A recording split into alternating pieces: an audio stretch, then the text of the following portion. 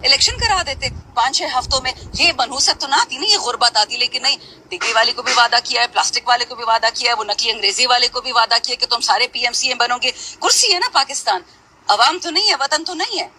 हमने फौज पे तनकीद नहीं की, कभी किसी इदारे पे नहीं की, लेकिन जिस बंदे ने पाकिस्तान का बेड़ा गर्क किया, पाकिस्तान को बेचा, ये साइफर वाला ड्रामा, डोनाल्ड लू परसों कहता है कि हम जी पाकिस्तान को अलामती $101 मिलियन देंगे आज़ब इस्तेहकाम के लिए।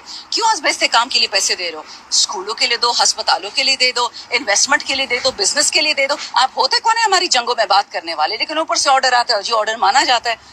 खान ने जो बात कही वो हम सब ने की। मेरे पीछे तो ये ये आदिल राजा और ये हैदर मेहदी हमारे पीछे क्यों पड़े हुए थे? हम यही कहते थे।